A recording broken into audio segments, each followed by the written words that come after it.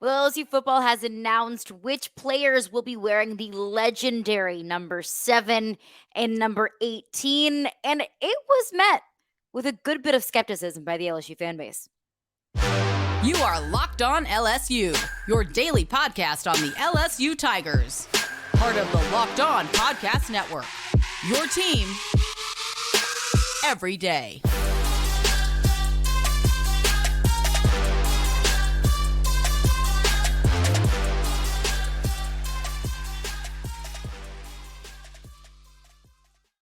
Well, thanks for making Locked On LSU your first listen every single day. We are free and available wherever you get your podcast. Plus, you can also check us out on YouTube as well. So you can listen to the podcast on your preferred podcast platform, whichever that might be.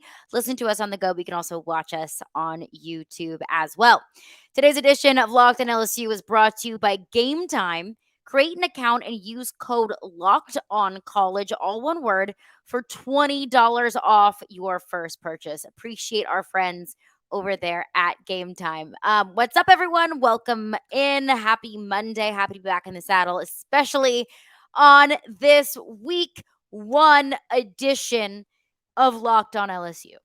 And I don't know how you all are feeling now that we are so close to the beginning of the college football season. For me, I don't know if it has quite sunk in yet.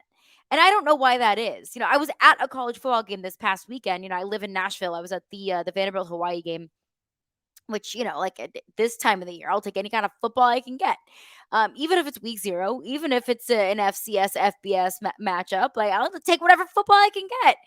So I don't know why it hasn't really sunk in for me yet. Maybe it's just been the past few months of talking about hype and talking about power rankings and talking about lists and talking about favorites and who's going to win the SEC West and who's going to be a Heisman finalist. Who are we not talking about enough? I don't know if it's just and conference realignment and NIL and all of these off-season subjects that we have just discussed ad nauseum and torn apart and, flipped upside down. And we've gotten to every single possible inch and every single crevice of all of these questions that could be talked through.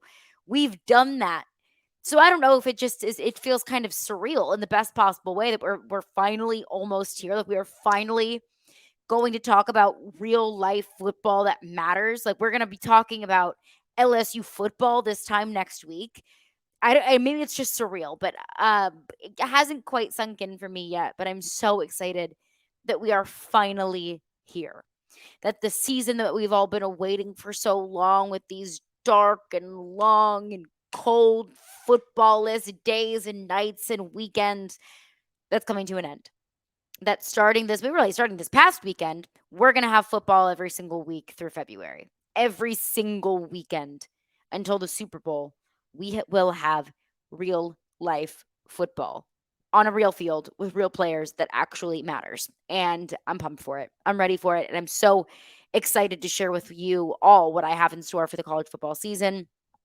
Pumped for it. It's going to be, Locked On LSU is going to be brand new and revamped and renovated for the season. So really looking forward to it. But before we get into football talk, before we get into Florida State preview, which I recorded a Florida State preview with Brian Smith, who is now our host of Locked On Seminoles. I'm excited to share that all with you.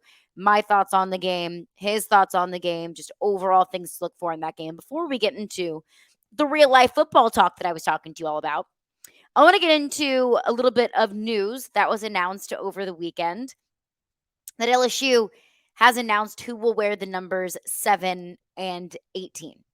Now, this was a surprise to me and probably to you too, because I think it was a surprise to all of the LSU football fans out there, and maybe even non-LSU fans as well, that are familiar with the tradition and really what it means.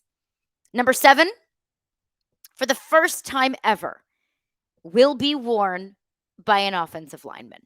The number 7 will be worn for the first time by a non-skilled position player. Will Campbell, who's coming into his second year, true sophomore, started 13 games, all but that Tennessee game this past year because he had the flu, will be wearing the number 7. Now, just given the NCAA rules, he'll be wearing a number 7 patch on his jersey. I believe he's 66. Wearing a number 7 patch, very similar to Lloyd Cushenberry when he was technically number 18 per NCAA rules. He couldn't wear the actual number 18, so he had a number 18 patch on. That is how the number 7 jersey will be represented by Will Campbell this season. Mekhi Wingo, defensive lineman, will be wearing the number 18. Now, when I talked about this a few weeks ago, I kind of gave my early predictions for which players I thought were going to wear those jerseys. And number 7, I said, I think it's going to be Malik Neighbors because that falls in line with the tradition of the number 7 jersey, or at least which players that, skill position players, receivers that, a playmaking receiver, because it's been, throughout the entirety of its existence, either a defensive back or a receiver or a running back.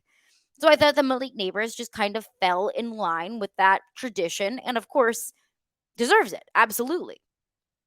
So Will Campbell was absolutely a surprise to me, but I really like it. And we're going to get into more of why I like it. We'll get into that coming up next. Mekhi Wingo was a pick of mine that I think could be one of those slated and tapped to wear the number 18 jersey. I mean, ever since Mekhi Wingo stepped foot in Baton Rouge, when he transferred from Missouri to LSU in the 2022 season, I've only heard the best things about Mekhi Wingo. Now, I know what I see with my own 2 eyes on a game on Saturday, and I can see that Mekhi Wingo is a difference maker on the football field. But by all accounts, Mekhi Wingo is also a massive difference maker in the locker room as well. So, although it's not something that I expected, at least as far as number 7 is concerned, I think that both the number 7 and number 18 have gone to 2 incredibly deserving players. And I know it was met with a lot of skepticism, and I know it was met with a lot of questions. But I want to get into why I really like this decision by Brian Kelly, and we will get into that coming up next. And now is time for the game changer of the week, brought to you by Athletic Brewing Company. So much like, hey, let's say Will Campbell, Athletic Brewing has completely changed the non-alcoholic beer game. They make non-alcoholic beers that actually taste good. And Will Campbell is my game changer of the week because I feel like it's incredibly fitting given that he is the new number 7. He is now going to be the face of some of the most legendary LSU players to ever wear the number rather. And as we know, the battles in the SEC are won and lost in the trenches, and Will Campbell is absolutely a battler in the trenches. So Athletic Brewing Company has completely changed the non-alcoholic beer game.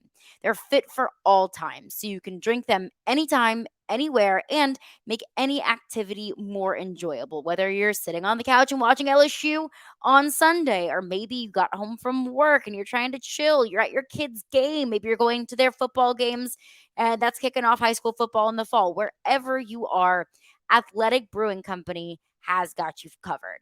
You can find Athletic Brewing Company's non-alcoholic brews at a store near you, or you can buy online at athleticbrewingcompany.com. First-time customers can use code LOCKEDON, LOCKEDON, to get 15% off of your first online order.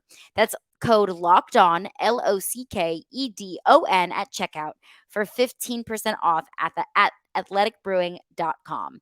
Near beer, exclusions and conditions apply. Athletic Brewing Company, fit for all times. Well, thanks again for making Locked On LSU your first listen every single day. We are free and available wherever you get your podcasts. Every day is coming up tomorrow on the podcast.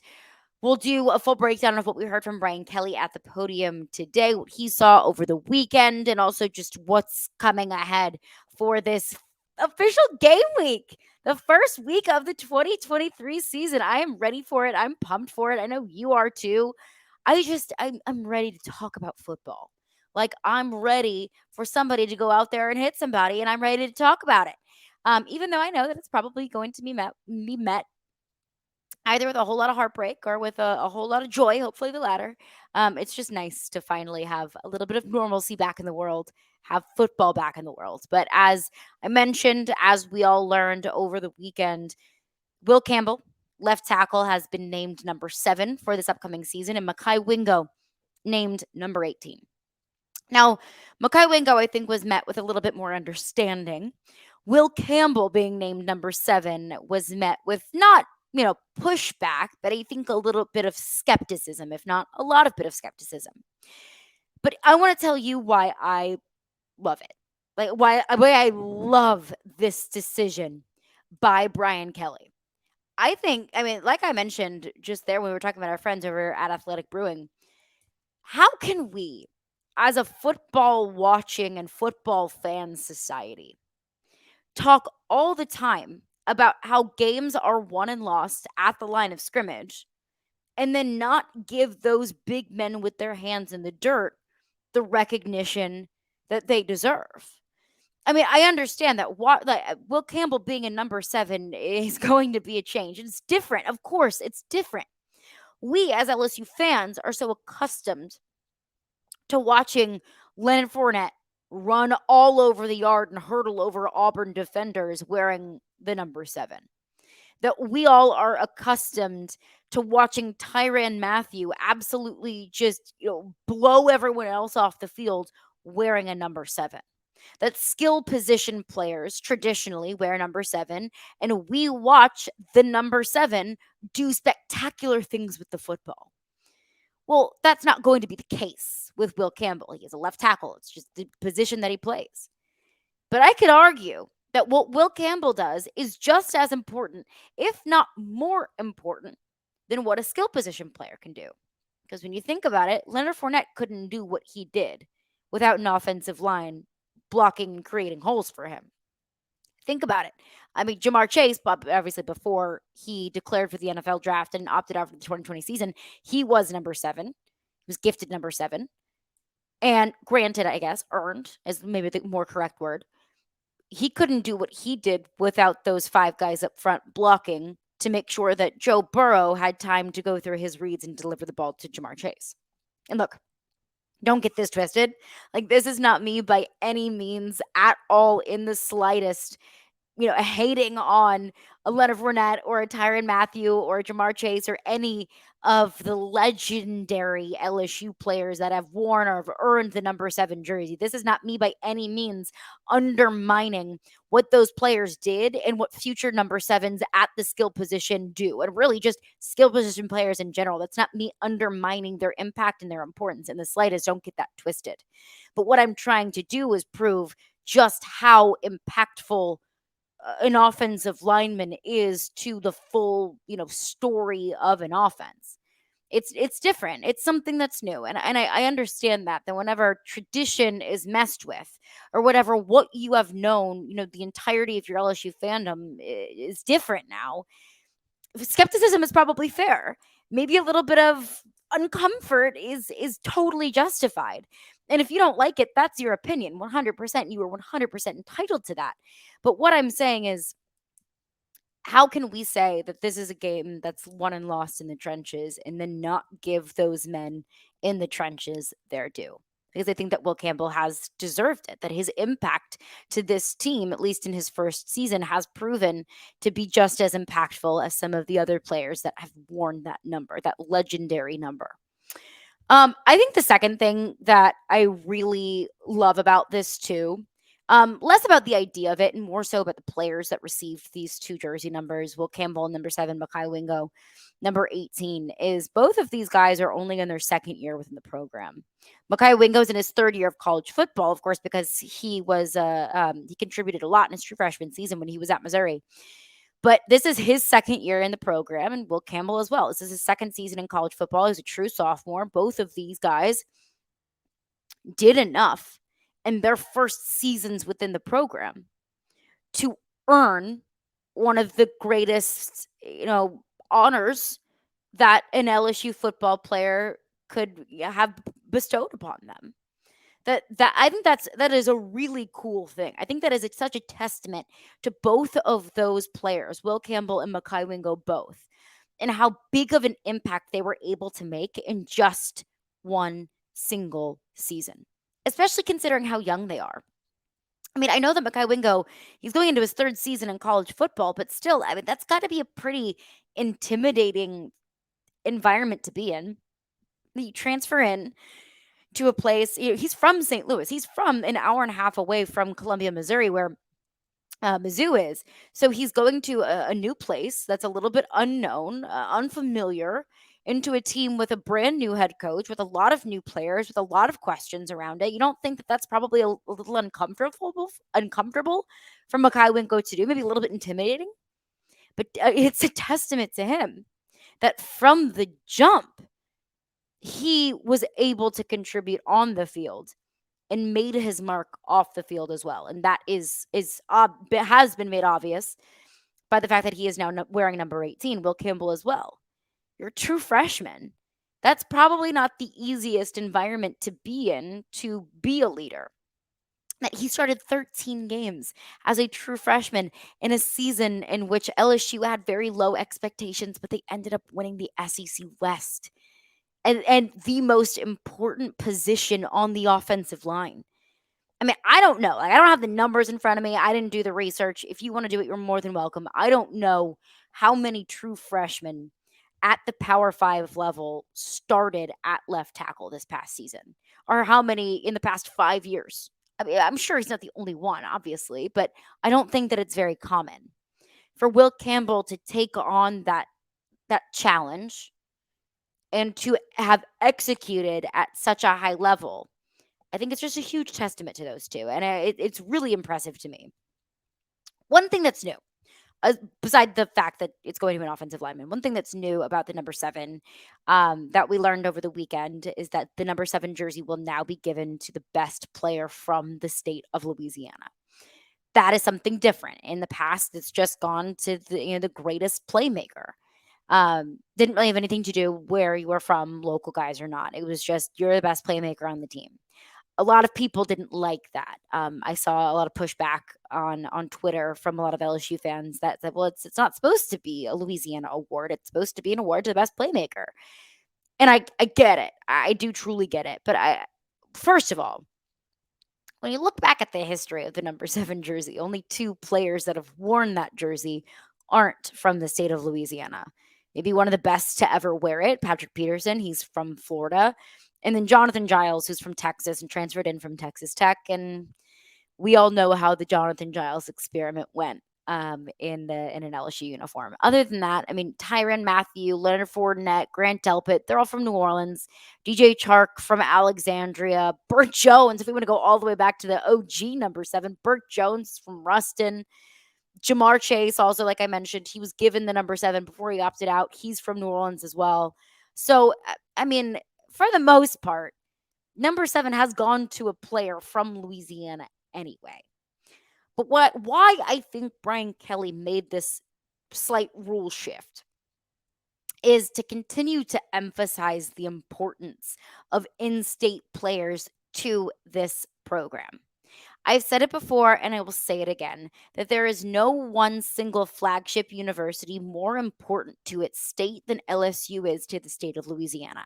And that is true in so many different ways, academically and more so athletically. I believe that, you look at Louisiana and it's per capita the most football talent rich state in the country. Texas and Florida and Alabama all produce wonderful players, absolutely. But out of those states that I just listed, only one has the one place that kids that grow up in that state want to go to, and that's LSU. I don't think that every kid that grows up in the state of Texas wants to go to Texas. I don't think that every kid that grows up in the state of Florida wants to go to Florida. But I can tell you what, every kid that grows up in the state of Louisiana wants to go to LSU. Or maybe even, I'll say at a higher rate than any other state in the country. LSU should not lose out on the top talent in the state. And that's a reason why Brian Kelly made it such a priority of his to, say the path to the boot, that we're going to emphasize in-state recruits. We talked about it with Brian Smith before, how he reserved one weekend throughout the regular season to bring in all of the in-state recruits because he wanted to put the full court press on the in-state recruits. So they were in Tiger Stadium for a night game and experienced a Saturday night in Death Valley. That's a priority for Brian Kelly. And frankly, it wasn't a big enough priority for some coaches of the past. And LSU let really good in-state talent go elsewhere because of it. So I get it. Like I don't have a problem with it with number 7 going to the best player from Louisiana because that's usually how it ends up being anyway. But I don't mind. I don't mind it at all. And I get it. I get what Brian Kelly is trying to do. Continue to emphasize the importance of players in state because both players that go to LSU from Louisiana, players that don't go to LSU from Louisiana, they usually end up being pretty solid players wherever they go. So overall, I like it. I like the move. I honestly I love that Will Campbell is going to be wearing number 7. We need to give more love to our beef up front. Like we need to be giving more recognition to those guys with their hand in the dirt, doing the dirty work, protecting your quarterback, opening up holes for the run game. I mean, they truly don't get enough credit. So I love that. And I love honoring a player from the state of Louisiana because that's how this program was built. Players from the state of Louisiana.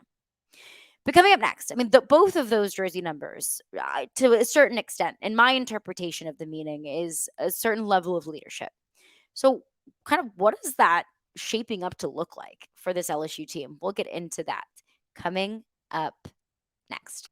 Well, I don't know how y'all feel, but I feel like the past couple of months, in my opinion, this year has felt like the year of it being really difficult to buy tickets to places that you want to go. I mean, I live in Nashville and I wanted to find tickets to the Nashville SC game a few weeks ago. Lionel Messi was in town, obviously, the greatest player in the game of soccer worldwide, hands down, the GOAT.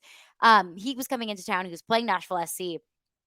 And trying to find tickets to this game was virtually impossible. But one thing that I absolutely love, and one app that I have that has become one of my go-to places when looking for tickets is Game Time. Buying tickets to your favorite events should not be stressful. I'm looking at you, all of you Swifties that were sitting on your laptops all day long for hours and hours on end. I mean, Game Time is the fastest and easiest way to buy tickets for all of your sports, music, comedy, and theaters near you. So I think one of my favorite things about the Game Time app is when you open the Game Time app, some of the top events in your area go to the top. So you don't have to filter through things that might not be interesting to you or things that might not even be close to you. So it's super easy to use. The layout of the app is wonderful, very user friendly, and Game Time is always doing flash deals for last minute tickets. So if you're maybe like me, admittedly, I tend to procrastinate on a whole lot of things. So Game Time might actually reward you for that, for some last minute ticket deals. And another thing that I can't stand is sometimes when you're looking for tickets, whether it be for a game or a concert, you don't really get a good idea for what your view is going to look like. With Game Time, it's so great because they have actual images of seat views, so you know what kind of concert or game experience you are going to get. Game Time is the place for last minute ticket deals. Forget planning months in advance. I don't have time for that. You don't have time for that. Game Time has deals on tickets right up to the day of the event. And the Game Time guarantee means that you'll get the best price. If you find tickets in the same section and row for less, Game Time will credit you 110% of the difference. It's the fastest growing ticketing app in the country for a reason. So snag the tickets without the stress with Game Time. Just download the Game Time app, create an account, and use code LOCKEDONCollege for $20 off your first purchase. Terms and conditions apply. Again, create an account and redeem code LOCKEDONCollege, all one word, LOCKEDONCOLLEGE, for $20 off. Download Game Time today. Last minute tickets, lowest price, guaranteed. Well, thanks again for making Locked On LSU your first listen every single day. We are free and available wherever you get your podcasts. So one thing that I just was thinking about as I was, reading articles and seeing all of the fan reaction about the jersey numbers, it hit me just how many possibilities I thought existed for both of those two jersey numbers, Will Campbell number 7, Mekhi Wingo number 18. How many candidates there really truly were to wear each of those two numbers. And I know that those two numbers represent very different things. Number 7 is now, the best playmaker from the state of Louisiana, the best player from the state of Louisiana. That's kind of a new change that Brian Kelly has now instilled, which that's a side note to my point is I kind of like how Brian Kelly is putting his own stamp on the tradition. I'm not a person that usually loves change, especially when it's someone who enacts the change that you might feel like isn't justified to do so. So if you feel that way, I don't blame you. But I like it. I think it's a breath of fresh air. It's an update to something that's still maintaining a good bit of its tradition. So I kind of like that Brian Kelly's putting his own stamp on things. But traditionally, number 7 went to just best playmaker, offensively, defensive back, running back, wide receiver, whatever it might be. And then, of course, number 18, you just represent LSU football. You represent the team well. I go back to an episode that we recorded a while ago, which, of course, you can find on your preferred podcast platform and on YouTube, of just how many players that came to mind that satisfied those qualifications for both of those two jersey numbers, whether it be Harold Perkins for really either number 7 or number 18, or Malik Neighbors, like I mentioned, for number 7, whether it was Mason Smith that could probably satisfy a good bit of those qualifications. That this team really has so much leadership. And when I talk about the amount of production that this team has returned, I normally frame it and I normally look at it in an X's and O's football kind of way of, wow, this team is returning production. They have continuity year over year. They've got guys with experience. The college game isn't going to be too fast for them this season because they've been there before. And I think that I realized for the first time, when I was just kind of brainstorming what I wanted to talk about with you today, I think I realized for the first time what that means in a leadership standpoint. That you have a lot of production returning, yes, but you also have so many players that are returning that have a voice in the locker room and that have weight that is pulled in the locker room. Like when Will Campbell says something, you listen. When Malik Neighbors says something, you listen. When Jaden Daniels says something, you listen. That there are so many leaders, true leaders on this team with skins on the wall in the locker room. And I think that's kind of an underrated aspect of a team. Maybe you think it's an overrated aspect of a team, whatever you might think. But a college football season is long and it is really hard. I mean, 12, 13, 14, ideally 15 games. It's not easy. It's not easy to get through when you're dealing with injuries, when you're battling the elements, when days are just really freaking long and you're tired and you're playing football every weekend and you're also a student, you have class and you have tests that you have to take. Like, it's not easy to be a college athlete, especially at this level. And that's when your culture and your leadership really matters. Culture is something that's really easy to have when you're winning and everything is going all peachy and smoothly. But as we know, even the best of seasons don't go peachy and smoothly every single day. Look at the 2019 team. I mean, there were a few days that weren't so peachy. There are a few games that were maybe a little bit too close for comfort. It's the leadership and the culture that you've built in the locker room that separates you from the contenders and the pretenders. So I think it's a very good sign to me.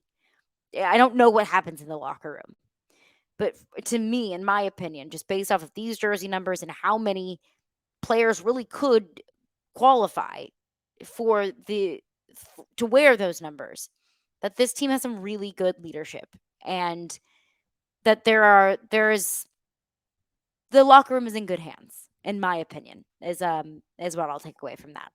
But that's going to do it for me today. Thank you for making Locked On LSU your first listen every single day. We are free and available wherever you get your podcasts. Every dayers coming up tomorrow on the show, a full breakdown of what Brian Kelly had to say at the podium. We'll get into that on tomorrow's edition of Locked On LSU.